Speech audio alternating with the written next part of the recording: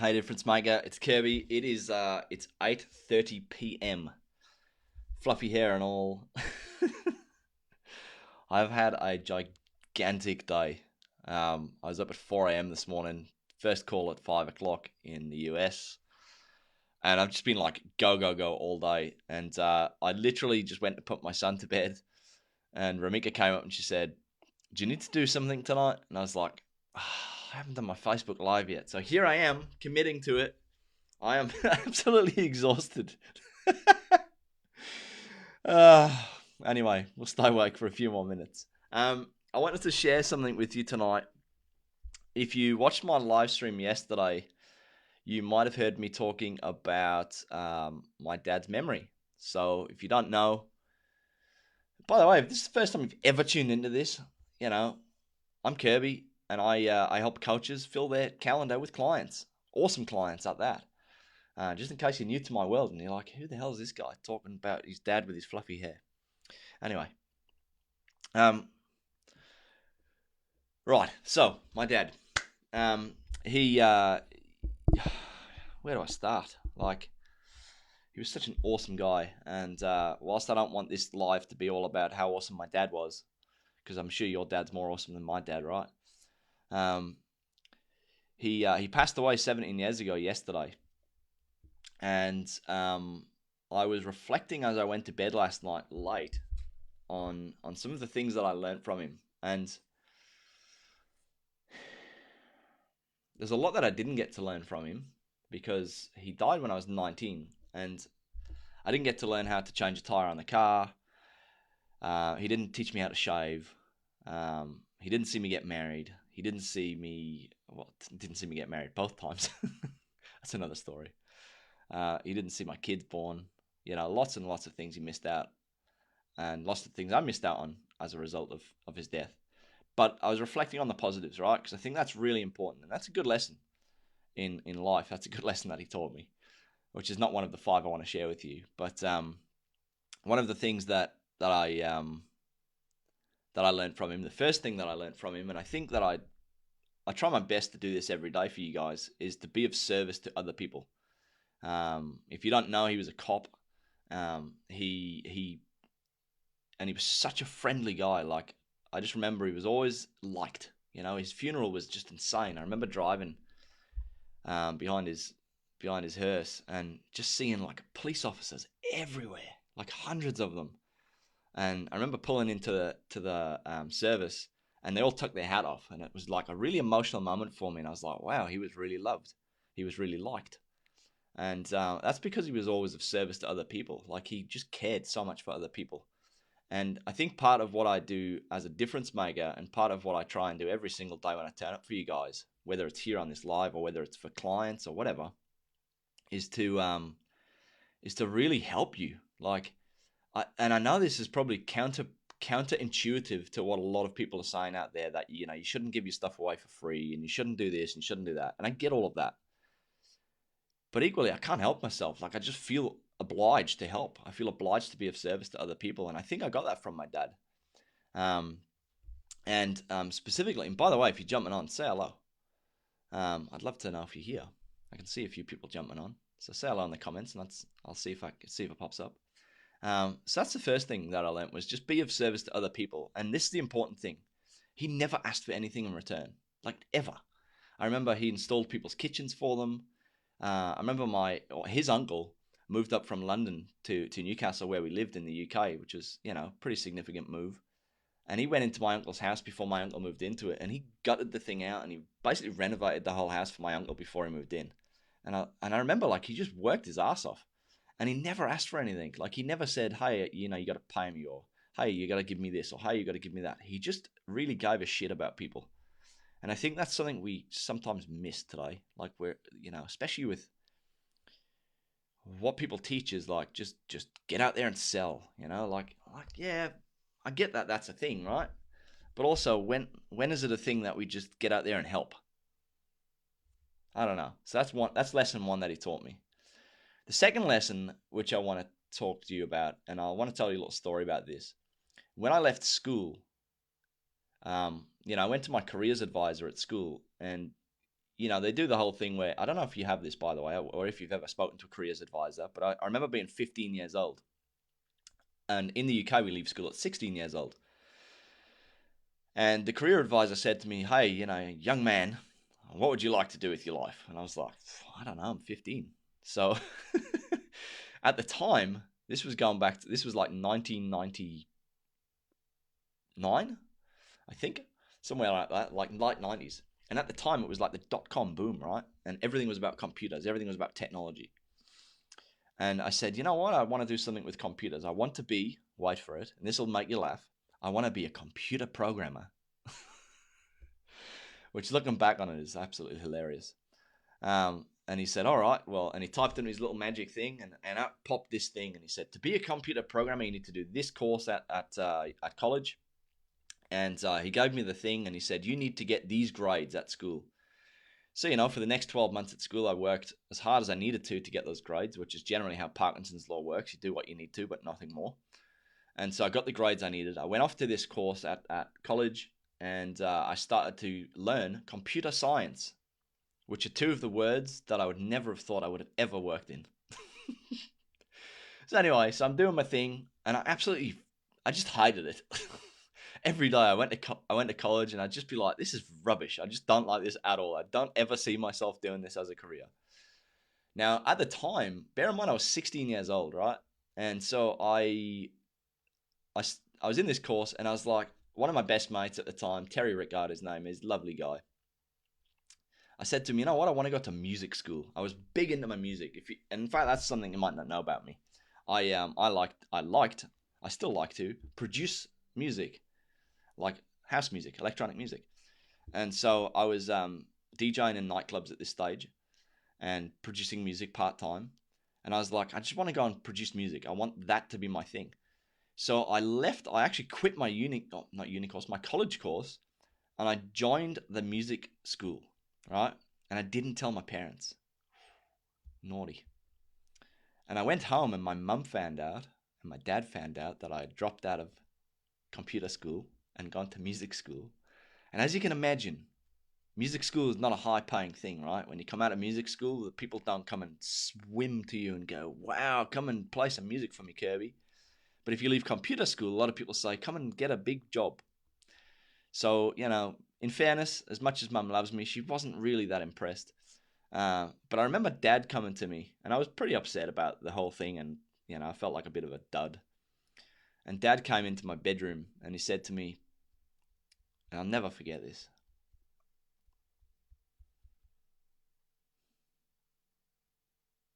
he said to me, son, I don't care if you sweep the streets. If you're happy, I'm happy for you. And I was like, wow. So the second lesson my dad taught me was be your own person. Walk your own path. Start your own journey. If it's the journey for you, then it's the right journey for you, right? And we shouldn't be too worried about things that other people want from us. And we should do the thing that we want to do, the thing that brings us alive. So that was a really big lesson for me as well. And one thing that I've carried on in my life.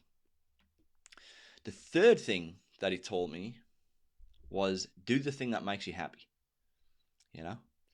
And again, coming back to that music school thing, the big thing he kept saying was, if you're happy, I'm happy for you.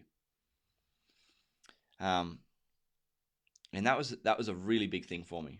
The big thing another big lesson I got from him, lesson number 4, is back yourself to do things, right? And what I mean by that is, like, my dad was the handiest bloke you'll ever meet. I remember as a kid, he built my bed, right? So I don't know if you remember these, if they're still a thing.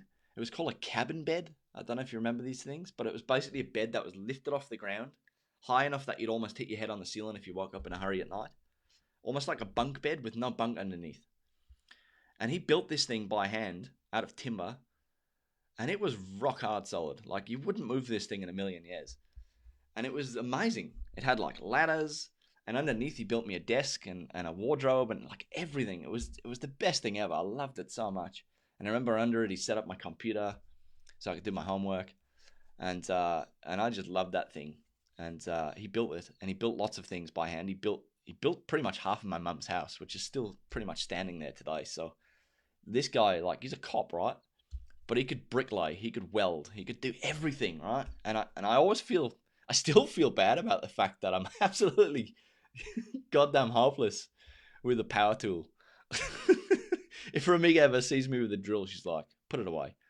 Um, and he was just amazing at everything. And the lesson that I got from that was that he was never scared to learn something new. He was never afraid of taking on something that he didn't know because he backed himself to figure it out. But he would never just rush in and do it. He'd take his time, he'd measure it, he'd like research it, he'd read the book, he'd test it, all the stuff that has business on us we often forget. That we should just, be cautious, not even cautious, but be prepared when we go into a venture and do it and be okay with not being the best at it to start with and practicing and all those skills. And that was a massive skill that he taught me as well, which I think, whilst I'm still really crappy at DIY, it taught me a valuable skill that in this world, in my business world that I'm in, business world that we're in, I can go out there and do things and make a difference. And I don't have to be perfect. Like right now, look at my hair, for God's sake. Like I've had a shower, I've got no product in my hair. I look like I'm about to go to bed because I am. And that was a massive lesson for me. So my dad actually, when he was probably in his late 40s, so he passed away when he was 40, I always get this wrong, like 47 or 48. And the year prior to that, he graduated from university with a degree in education, and he was going to go on and be a professor at university. And he never got the chance to do that before he died. But even then, like I saw him come home from work at nights, and he'd just get into his study, and he would just be so passionate about it. He was so into it. He backed himself so much. He's like, I can do this, and I believe that I got that from him. Jeez, it's making me emotional talking about this. I don't know if you've ever lost someone that you love, someone that you're close to. It's hard, even after 17 years. You forget how much you miss them. Anyway, and the final lesson that I want to share with you that he shared with me was that, and this was a lesson that I actually learned in his death, not during his life, was that you have to live now, right? Because you never know when that knock on the door is coming from him above or the universe or whatever you believe in. And specifically, I've said this a few times, and you might have heard this before, but I heard a lot of things that my dad said when he was on his deathbed and in the weeks leading up to his death. And a lot of it revolved around the things he didn't get a chance to do, right? And he was sad about that. Like, I mean, obviously he was sad about that. Like I don't know that he was terrified of dying. I think he was terrified of what he hadn't done. He was terrified of leaving us behind. He's terrified of leaving life behind. I think we all are, right? And it really taught me a lesson. And on his journey of passing over, for me, I made this kind of internal, don't even know what the word is, promise? I don't even know if that's the right word, but I had this internal knowing that I had to go and live. I had to go and do things. I had to go and test new things and just get way outside of what I was comfortable with because life's short. And so that's why I moved to Australia a few months later. Like only 9 months later after he died, I got on a plane and came to Australia. And that was like, what's that? Like 16 years ago I've been here now. So the reason for that is because I saw him die with so many dreams. Like he dreamed of being the professor. He dreamed of retiring and enjoying travel. He dreamed of spending more time with mum. He dreamed of spending more time with us. He dreamed of spending time with his grandkids. And he never got to do any of it.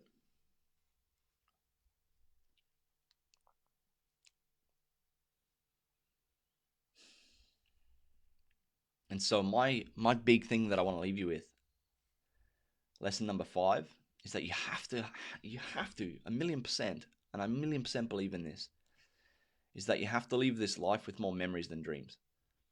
And to do that, you're going to have to take action, right? You're going to have to do it now. You can't wait. You can't just keep saying one day. Like one day is not going to come. It's not going to come. It's never going to come for you, If you're lucky, it might, but for the vast majority of us, one day will be a thing we talk about until the time that one day becomes the day that we never get.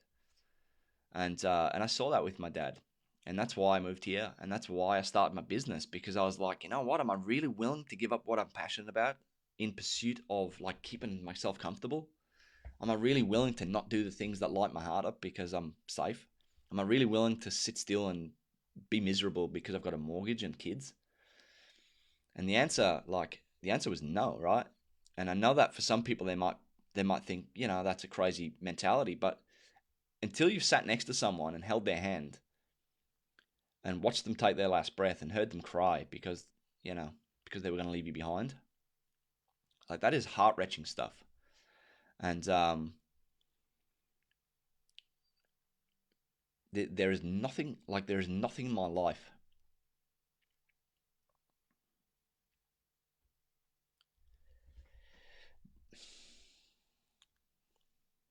There is nothing in my life that fires me up more than, number one, knowing that I'm creating memories, not dreams. Number two, knowing that I'm living out these lessons that he left me. And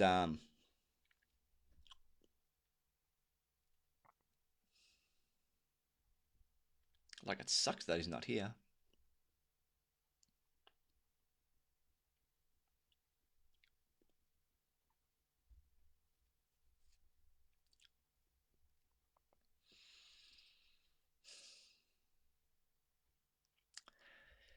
But if his passing means that we get that, like I get to share this lesson with you, and you get to go and live these lessons, and you get to go and give it a crack, and you get to go and be of service to others, and you get to go and fill your life with memories instead of dreams, and you get to do that with the people that you love, and you get to be present at the dinner table with your kids, and you get to be present with those that are there for you, those that like wait for you to come home, and those that wait for you to tell them your good news, and those that are there for you when you've got bad news. And you get to back yourself and say, you know what, I can do this because I get one crack, and you know I have to go now. Like I don't have to wait. I can't wait because I don't know when this journey's over, and I need to go and live my dreams, and I need to go and give this thing a go, and I need to go and serve people. Like all that stuff is really like super important, you know. And there's nothing that makes that more apparent for me than this journey, and reflecting on my dad's life and reflecting on the things he didn't get to do. Um, so I really hope that this like weirdly inspires you to do something. I hope that this weirdly inspires you to go and step up and just get uncomfortable and just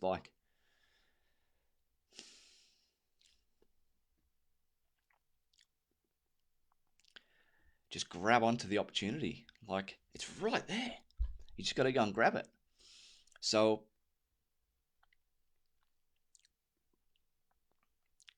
that's what I want to share with you, right? And I know this is a bit of a weird live stream, and I know it's a bit way off the cuff of what I usually do, but I need to share this because it matters, and it matters because I massively believe that he died. Like I'm always about taking the positive learnings, right? Like the glass half full, glass half empty thing. The glass is always half full for me, and when he died, I thought, you know what? He died for a reason. He died because I needed to learn the lesson that life is short, and